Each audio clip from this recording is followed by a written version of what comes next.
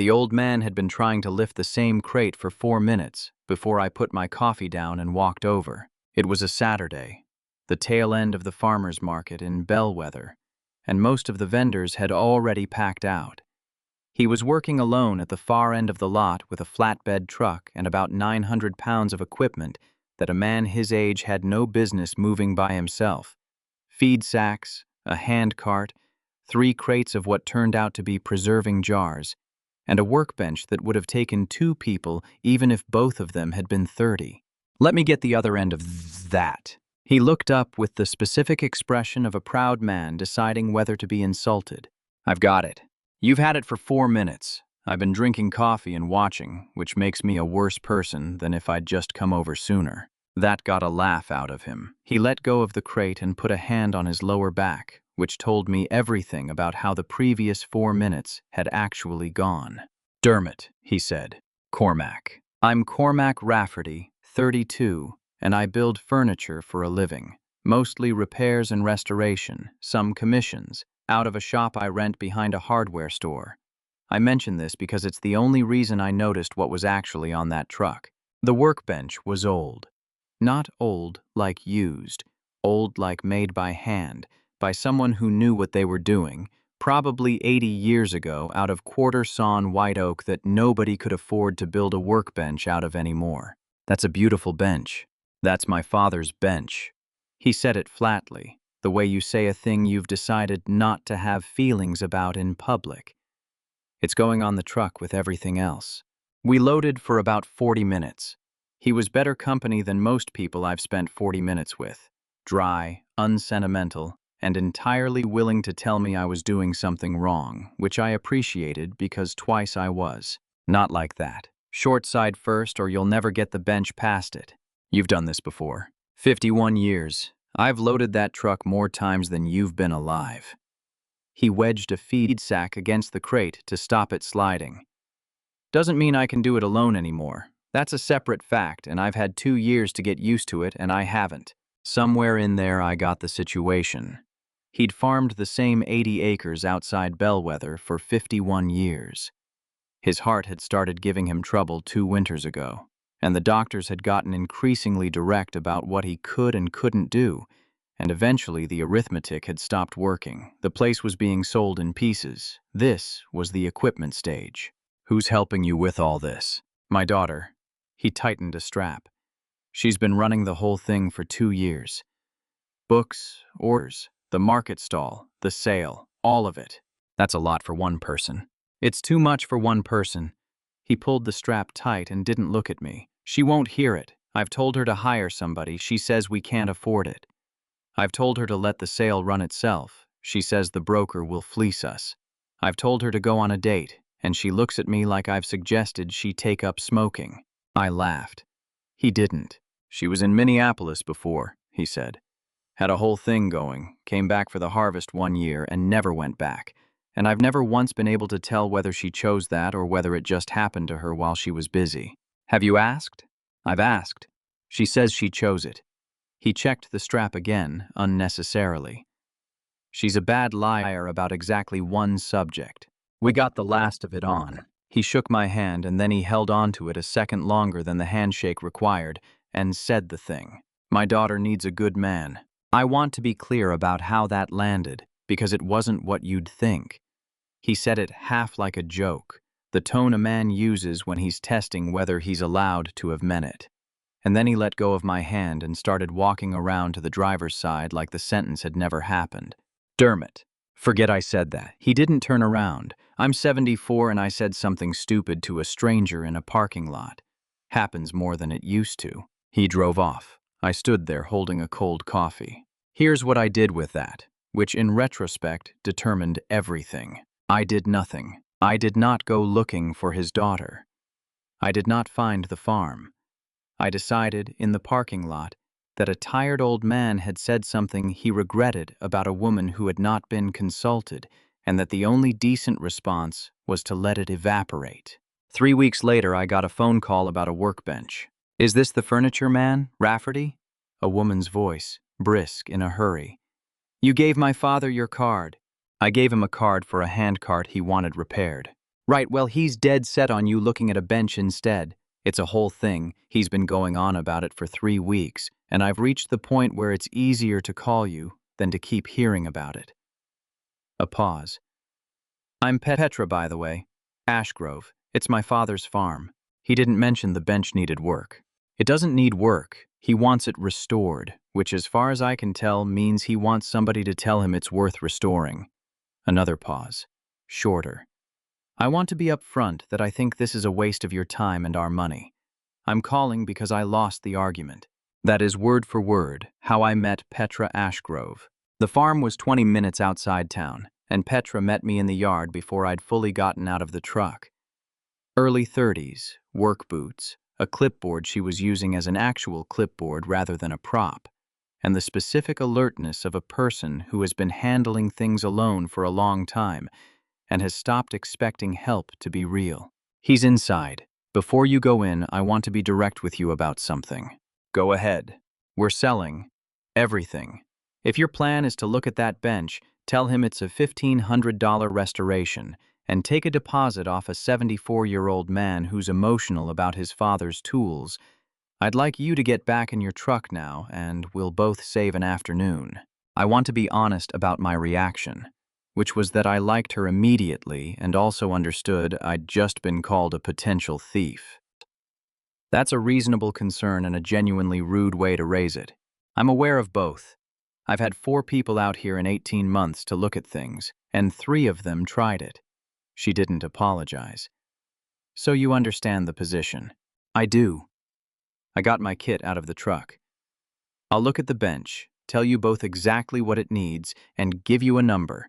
If the number's stupid, I'll say so, and you can throw me out. She considered me for a second, and then something in her shoulders dropped about half an inch. Fine. The bench was extraordinary. I want to describe it properly because it's the whole spine of this story. Quarter-sawn white oak, hand-cut dovetails on the tool tray, a leg vise with a wooden screw that somebody had turned themselves. Built in 1938 by Dermot's father, who had been a wheelwright before there stopped being wheelwrights. The top was in bad shape, 60 years of use and 20 of a leaking barn roof. But the joinery was so far beyond anything being made now that it took me a minute to say anything at all. How bad? Dermot asked from the doorway. The top needs work. 2 of the legs need attention where they've taken moisture. The vise needs a new nut, and I'd have to cut the threads by hand because nobody makes that size. I ran a thumb along a dovetail. Everything else is better than anything I could build. What's the number? Petra said from behind him. 400 if I do it here so you don't pay transport.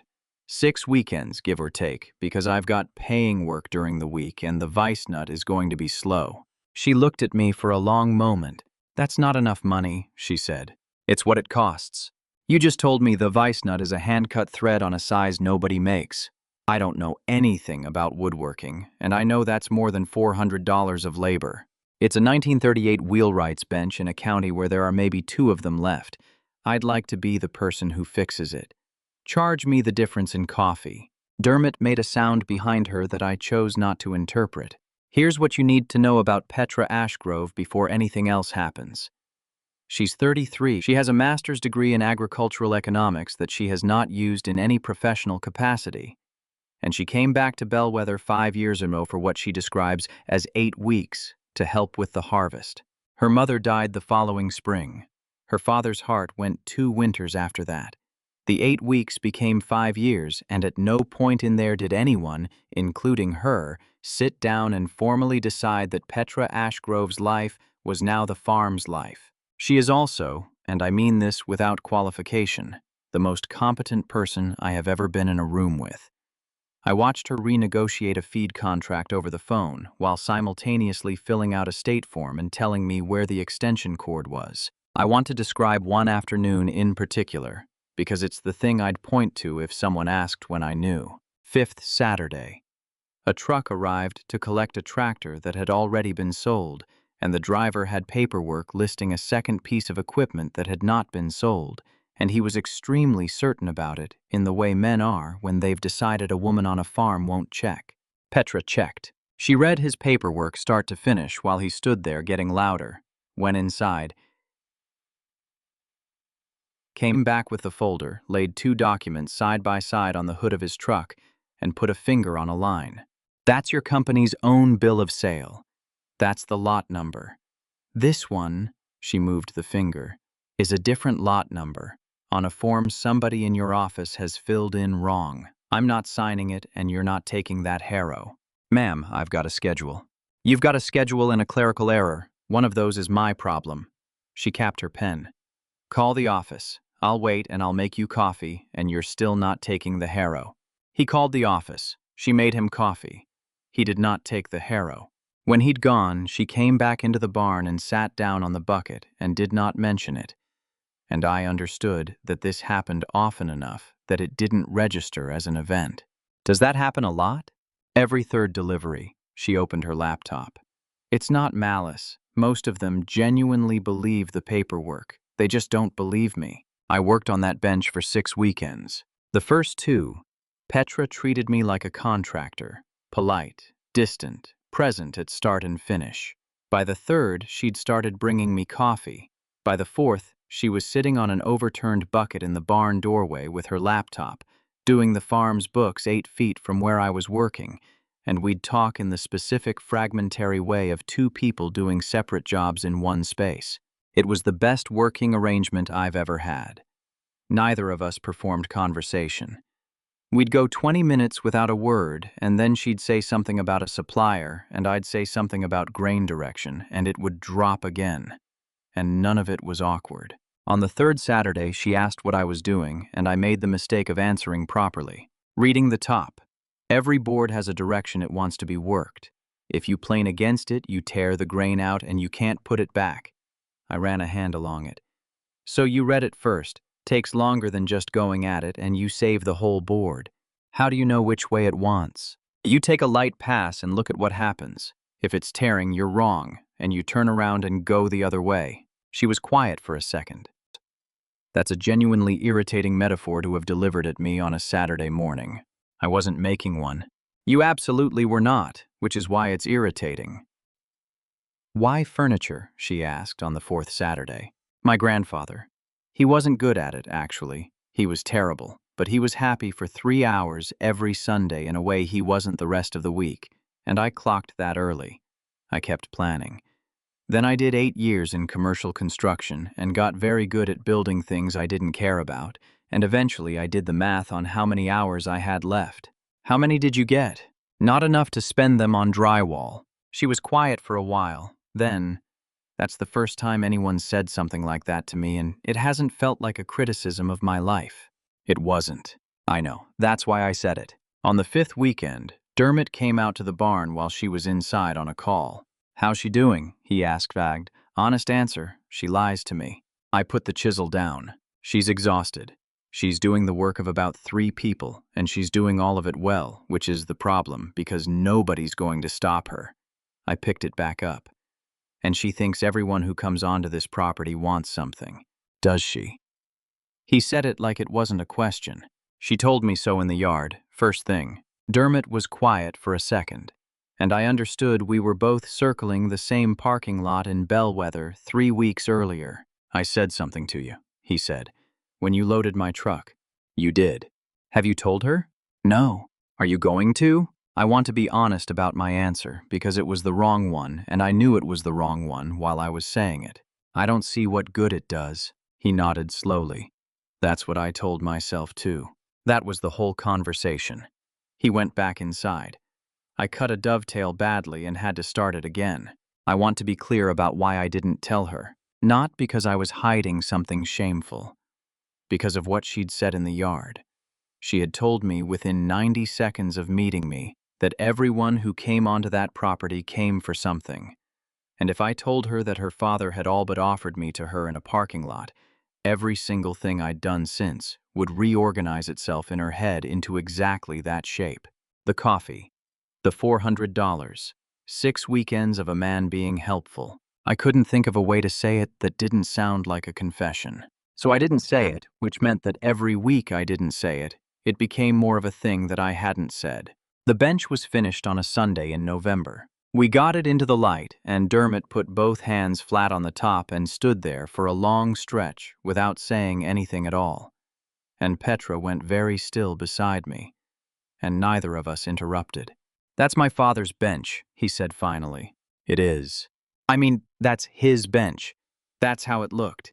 He didn't wipe his face, and nobody mentioned it. I hadn't seen it look like that since 1971. Petra paid me the $400 and walked me out to the truck and then didn't let me get in it. "I want to ask you something, and I'd like a real answer." "Okay." "Why did you do that for $400? "I told you why." "You told me a reason. I'm asking for the real one." She had her arms crossed, and it wasn't hostile, it was braced. "I've spent 2 years watching people decide what they want off this farm before they finished shaking my hand. And you turned up and charged us a quarter of what that was worth and spent 6 weekends here, and I can't work out what the ask is. And it's making me insane, because the alternative is that you're just a decent man, and I stopped believing in that particular category some time ago. I want to describe exactly what I did next because I have thought about it a great deal." I told her. All of it. The parking lot, the 4 minutes of watching him struggle, the workbench on the truck, and her father holding my hand a second too long and saying the thing. Her face went through about 4 stages while I talked. I watched every one of them. He said, "What?" He said it half as a joke, and then he told me to forget it and drove away, and I did forget it until you called me about a bench 3 weeks later. "You knew this the entire time you were in that barn." "Yes." "6 weekends." "Yes." "You let me sit there and tell you I couldn't work out what your angle was, and you had one, and it was my father." "It wasn't an angle. I never contacted him. He called me." I heard my own voice go tight. "Petra, I didn't come here because of what he said. I came here because you called me about a bench, and you didn't tell me." "No." "Why not?" "Because you told me in the yard that everyone here wants something, and I knew the second I said it, you'd rewrite the whole 6 weekends into that." I stopped. "Which, I want to say out loud, is exactly what's happening right now." "Yes, it is." She wasn't crying and she wasn't shouting. It was worse. She was flat. "And do you understand that it's happening because you didn't tell me? If you'd said it in the yard on the first day, it would have been an old man being embarrassing. You held it for 6 weeks and turned it into a secret." I did not have an answer for that. "I still don't, actually." She was right. "I'd like you to go," she said. I went. I want to be honest about the 11 days that followed, because they were the clearest 11 days I've had about my own behavior in probably a decade. She was right, and I had been a coward. Not a liar, exactly. I never told her anything untrue. But I had made a decision about what she was capable of hearing, on her behalf, without asking, and I had done it for 6 weeks. And I had told myself the entire time that it was consideration. It wasn't consideration. Consideration would have been telling her on day 1 and letting her decide what it meant. I wrote her a letter on day 4 and threw it away. I wrote another on day 6 and threw that away too. On day 8, I understood why I kept throwing them away. Every version of it was underneath a letter asking her to stop being angry with me, which was not something I had earned the right to ask for. I also worked. Badly. I ruined a tabletop on day 5 by planing it against the grain, which I have not done since I was 23, and I stood in my shop looking at the tear out for a long while thinking about a conversation I'd had on a Saturday about reading a board before you go at it. My sister called on day 9 and got about 4 sentences in before she stopped. "You've gone quiet. You never go quiet. What happened?" "I did something stupid at a farm." Define stupid. I withheld something for 6 weeks that would have taken 4 seconds to say on the first day, and I told myself the whole time I was protecting her. There was a pause on the line. "Cormac, you do that." She said it gently, which was worse. "You've always done that. You decide what people can handle, and then you feel noble about it, and you've been doing it since Mum was ill. That's a lot of analysis for a phone call." "You asked."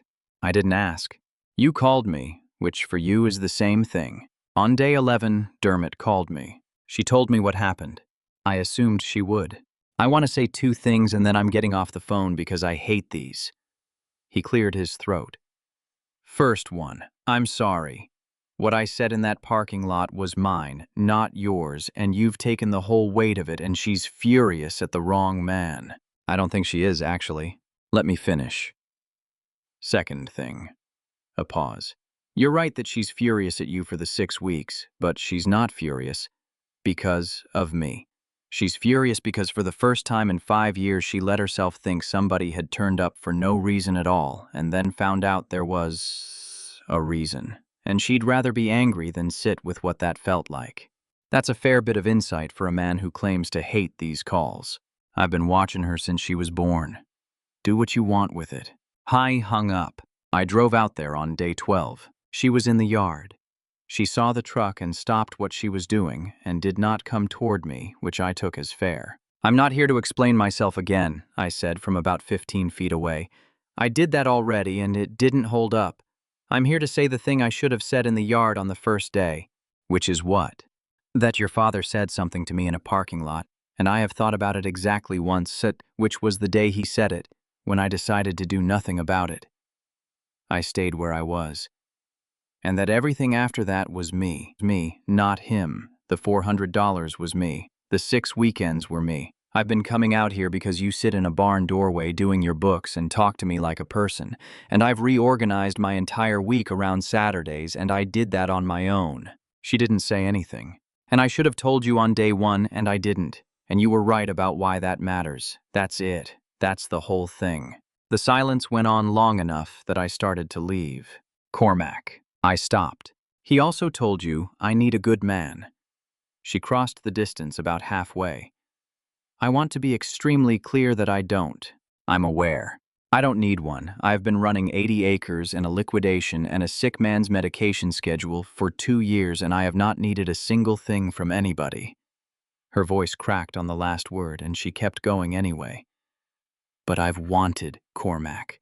I've wanted so much I've made myself sick with it. And I'd built an entire theory of the world where nobody turns up unless they want something. And you turned up, and you didn't. And I couldn't handle it. So when I found a reason, I used it. That's what your father said. My father is a menace, and he's usually right. She was close now. I don't need a good man. I would very much like a specific one. I want to be honest about the fact that I closed the last of that distance, and she met me halfway, which felt correct, because that's how the entire thing had gone. The kiss that followed started careful. The particular carefulness of a man who'd spent 11 days thinking he'd broken something permanently. Then it went warm, her hands closing in the front of my jacket with a certainty that suggested she had also been thinking about it for 6 weekends. And then, for one long, unhurried moment, it went past warm entirely, into something that made a November farmyard feel like exactly the right place to stop being careful. We broke apart. She kept hold of the jacket. One rule, she said. Name it. You tell me things on the day, not the week, not when it's convenient. The day. The day. Say it back properly. I want to hear it. If something happens that affects you, you'll know about it the same day. I'll be bad at it at first. You'll be terrible at it at first, she agreed. I'll allow the learning curve. We went inside. Dermot took one look at the two of us and went back to his crossword with the expression of a man who has decided that visible smugness would be poor form. Don't, Petra told him. I haven't said a word. You're radiating. I'm doing a crossword. I want to be honest about the 2 years that followed, because the difficult parts were not the ones I'd expected. The farm did sell. Not all at once, and not entirely. Petra fought the broker down to a parcel arrangement that kept the house, the barn, and 11 acres, and sold the rest to a young couple doing organic dairy who Dermot approved of after approximately 4 months of professionally withholding approval. The 11 acres were her idea, and I stayed out of the decision entirely, which was harder than it sounds. She asked me what I thought exactly once, and I told her I'd support whatever she chose and had no opinion I trusted. Because I'd learned by then that my opinions about her farm arrived with a thumb already on the scale. That's an infuriating answer, she said. It's an honest one, same day. I hate that you've learned to use that. Dermot's heart gave him a bad autumn the following year. 3 weeks in hospital, a procedure that went well and a recovery that went slowly, and Petra went entirely internal for 11 days the way she does. I read her own rule back to her on day 12, in her father's kitchen, and she told me to get out. And then she found me in the barn 40 minutes later and sat down on an overturned bucket in the doorway and told me everything at once. I don't know how to do the same-day thing when the thing is that I'm frightened, she said. I can tell you a supplier's cheating us. I can't tell you I'm scared. It comes out as being efficient at people. I noticed. Everyone notices. Nobody says it. I'm saying it. That's the arrangement. I know. I hate it. She wiped her face with the back of her wrist and kept going. He's 76, and he's going to die, Cormac. Probably not this year, but at some point, and I've organized my entire adult life around a farm that exists because he's on it, and I genuinely do not know what I am when that stops being true. That's the most honest thing anyone has ever said to me, and I didn't have a single useful thing to say back, so I sat on the floor of the barn next to the bucket and didn't try to fix it. He's still here, slower, far more opinionated, and installed in a chair by the barn window most afternoons where he supervises work he is not permitted to do. I proposed in the barn. Not romantically staged. I'd been planning something far more elaborate for a weekend away. And then she came out one evening to tell me about a delivery and stood in the doorway with the light behind her, and I discovered I was not going to make it to the weekend. You're doing that face, she said. What's the face? I was going to do this properly in 3 weeks. Do what proper? She stopped. Petra, I have been coming out to this barn for 2 years, and I've never once had a reason that wasn't you. I got the ring out of my coat, which is where it had been living for 11 days because I'd been too impatient to leave it at home. I'd like to keep having no reason for the rest of my life. Will you marry me? She said yes. Then she said, 3 weeks.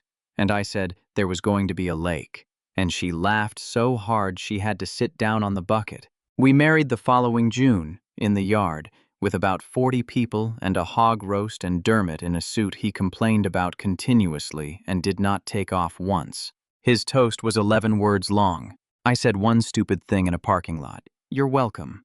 He sat down to loud applause and then stood back up, which nobody had authorized. One more. He waited for it to go quiet. I wanted understood that I was wrong that day. I said she needed a good man. She didn't need anything. She's never needed anything, and I'd been watching her not need anything for 2 years and mistaking it for her being fine. He looked at her. I should have said she deserved somebody. That's the word. I got it wrong in a parking lot, and this fella spent 2 years getting it right, so we've come out ahead. Then he sat down properly and refused to acknowledge that anyone was crying, including himself. The bench is in my shop now. Dermot gave it to us as a wedding gift, which he announced by simply having it delivered without discussing it with anyone. And I use it every single working day. There's a mark on the left-hand corner of the top, about 4 inches long, that I could have sanded out during the restoration and deliberately didn't. It's a chisel slip. Not mine. It's older than me. Older than Dermot, probably. Somebody, 70 or 80 years ago, made a mistake on a beautiful piece of oak and then kept working. Petra asked me once why I left it, because he'd have had to decide right then whether the bench was ruined. I ran my thumb over it. He decided it wasn't. She thought about that for a second. You're insufferable, she said, and that's the nicest thing anybody's ever said about a scratch. Have you ever nearly lost something good by trying too hard to protect someone from the truth? Tell me your story in the comments. If you liked this one, leave a like, subscribe, and I'll see you in the next video.